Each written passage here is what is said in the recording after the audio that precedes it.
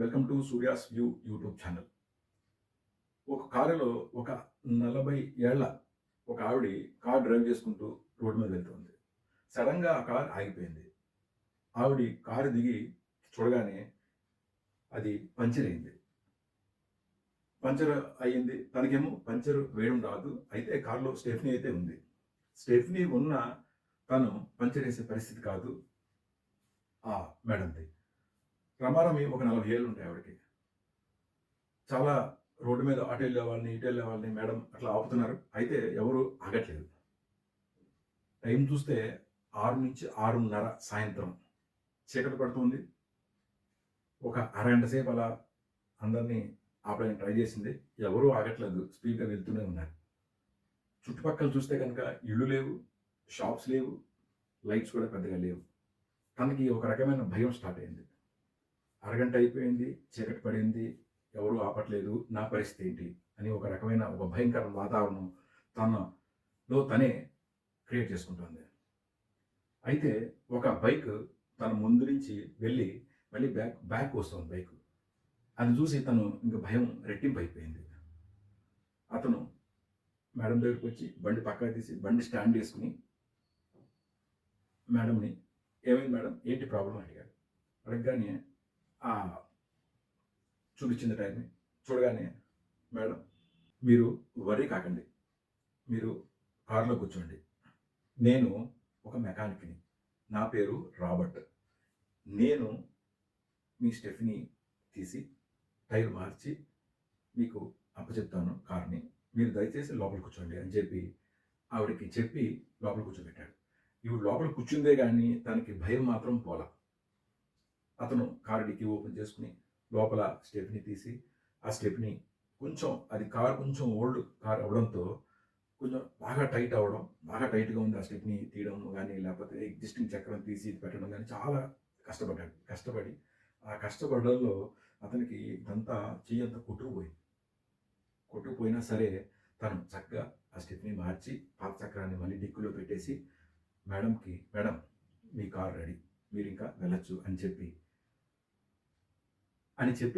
బయలుదేరే సమయంలో, "sir, thank you so much. మీరు నాకు నిజంగా ఆపద్బాంధవులా వచ్చి మీరు స్టెప్నీ మార్చారు. అదర్‌వైజ్ నా పరిస్థితి ఏంటి?" అని మనసులో అనుకుని తను డబ్బులు తీసి అతనికి ఇవ్వబోయింది. అతను, "నమస్తే అండి. నాకు ఎవరో ఆపదున్నప్పుడు సహాయం చేశారు. ఆయన చెప్పిన ఒకే ఒక మాట, ఆపదలో ఉన్న వాళ్ళకి సహాయం చెయ్యి. అదే నువ్వు నాకిచ్చే గిఫ్ట్" అని చెప్పి ఆయన వెళ్ళిపోయారు. అట్లాగే ఈరోజు మీరు ఆపదలో ఉన్నారు, నేను సహాయం చేశాను. అలాగే మీరు కూడా ఎవరైనా ఆపదలో ఉంటే ఒక సహాయం చేయండి రాబర్ట్ పేరు మీద అని చెప్పి అతను నమస్తే చెప్పి వెళ్ళిపోయాడు. మేడం కొంచెం బండి స్టార్ట్ చేసుకుని ముందుకెళ్తాను. అయితే అంతవరకు తను ఆ భయం అన్నితో ఆకలి తెలియలా. ఇప్పుడు ఆకలి తెలిసింది. ఆకలి తెలిసి కొంచెం ముందుకెళ్ళిన తర్వాత ఒక 2 కిలోమీటర్లు దాటిన తర్వాత ఒక చిన్న హోటల్ కనిపించింది. సరే, ఈ హోటల్‌లో ఏదో ఒకటి తిని బయలుదేరదాం అనుకుని కారు ఆ హోటల్ దగ్గర ఆపింది. హోటల్ దగ్గరికి వెళ్ళగానే ఒక 4, 5 టేబుల్స్ ఉన్నాయి. అందరూ 3 టేబుల్స్ అందరూ తింటున్నారు. అయితే ఒక టేబుల్ ఖాళీగా ఉంది. మేడం ఇలా టేబుల్ మీద కూర్చొని ఏం తినాలనేది ఆలోచిస్తోంది. ఈ లోపల అక్కడ ఎవరైతే వడ్డిస్తున్నారో, వడ్డించడం అంటే బేరర్ అంటారు, లేకపోతే సప్లై చేసేవాళ్ళు, సప్లయర్. ఒక లేడీ నిండు చూలాలు, ఆల్మోస్ట్ 9 నెలలు నిండిపోయిన ఒక గర్భిణి ప్రతి ఒక్కరి దగ్గరికి వెళ్ళడం, వాళ్ళ దగ్గర ఆర్డర్ తీసుకోవడం, వాళ్ళకి సప్లై చేయడం. ఒకే ఒక ఆవిడ 5 టేబుల్లు తిరుగుతోంది. అంటే నిండు చూలాలండి.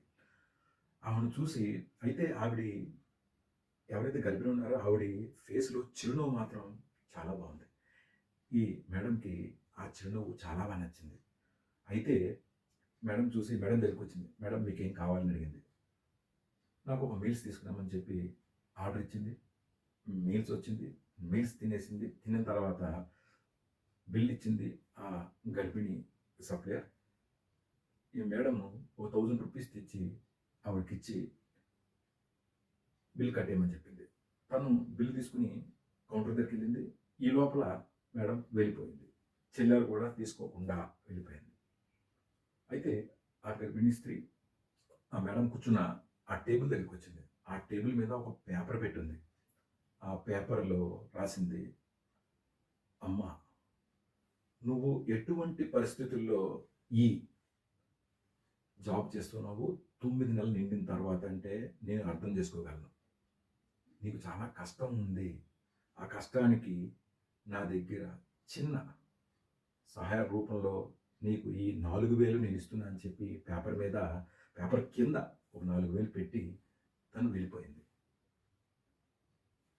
ఆ గర్భిణీ స్త్రీ ఆ 4,000 తీసుకొని ఇంటికి బయలుదేరింది. ఇంటికి వెళ్ళగానే వాళ్ళ ఆయన చెయ్యి కడుక్కుంటున్నాడు. చేతి నిండా రక్తపు మరకలు. ఏమైంది అని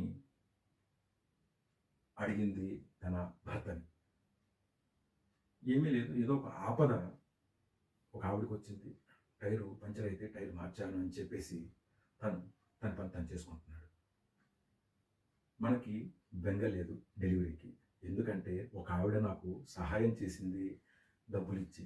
డెలివరీ కోసం మనం బాధపడాల్సిన అవసరం లేదు అని చెప్పగానే భర్త చాలా సంతోషించాడు.